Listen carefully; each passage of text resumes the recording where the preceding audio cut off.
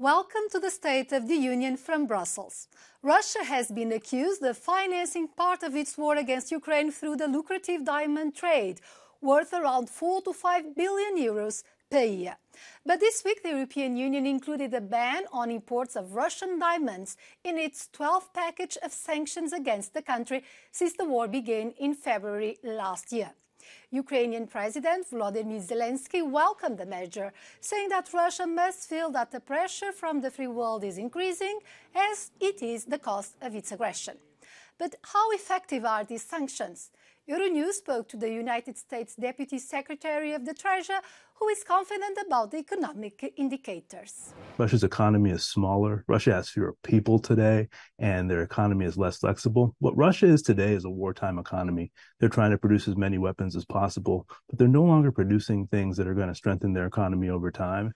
After years of discussions and late-night negotiations, an agreement was reached Wednesday on reform of the European Union's migration system. Members of the European Parliament and representatives of the 27 member states reached what they called an historic agreement. But the new pact on migration and asylum, as it is known, has been strongly criticized by human rights activists, with some calling it an historic failure that will cause more deaths at sea. Euronews' Vincenzo Genovese spoke to Ylva Johansson, the European Commissioner for Internal Affairs, who's been working on the reform since 2020. Good morning, Madam Commissioner, and thank you very much. Good morning. How this pact changes the European policy on migration? In many aspects, all of them mostly, this is the first time that we have a comprehensive Europeanized migration and asylum policy that has been agreed with such a also broad majority. That will make that we are protecting the right to apply for asylum better, that we are protecting individuals and their living conditions for asylum seekers better, that we will have swifter processes, not leaving people in limbo for a long time, and that we also will have a mandatory solidarity mechanism that makes sure that no member state under pressure will be left alone. This solidarity mechanism is binding, is mandatory, as you said, but are the relocations of asylum seekers to other member states mandatory too? It's not mandatory for each member state to do relocation, but there is a mechanism in the the mandatory solidarity mechanism that makes sure that we have enough of people solidarity, mainly relocation, that will be enough for a member state that needs it, of a member state under pressure or a member state in a crisis. According to IOM, this year in 2023, more than 2,000 people died in the Mediterranean Sea. How this migration pact is tackling this issue? This can only partly be dealt with on the EU legislation.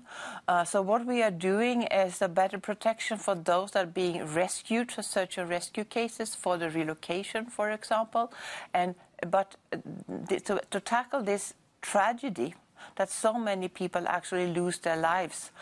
When they pay the smugglers and they are luring them into deadly journeys.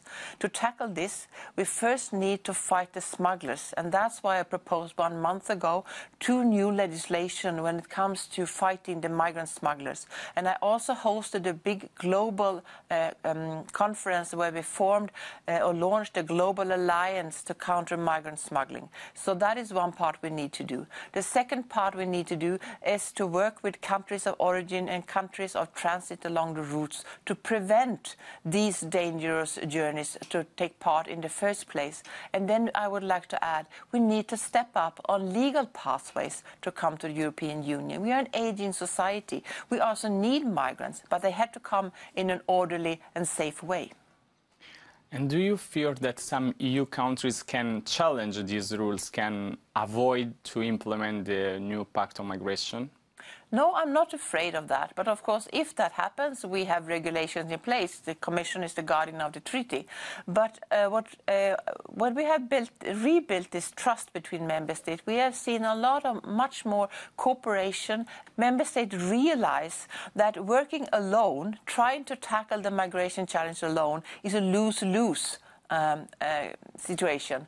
But when we work close together, supporting each other, then there is a win-win situation, and all member states are stronger, and the whole European Union is stronger.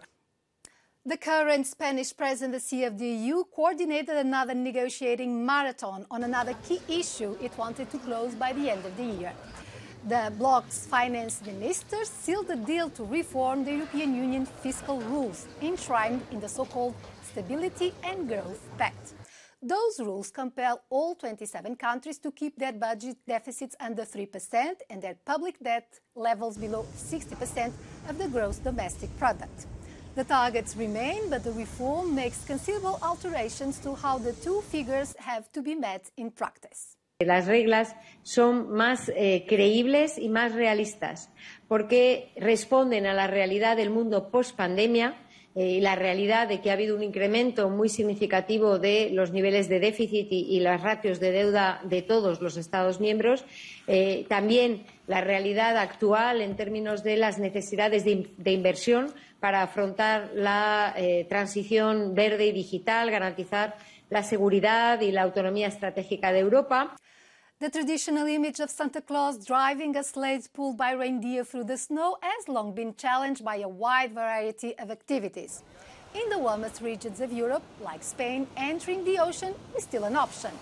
And it was exactly what dozens of Santa Clauses did, taking part in a group paddleboard session in Barcelona for the 9th consecutive year.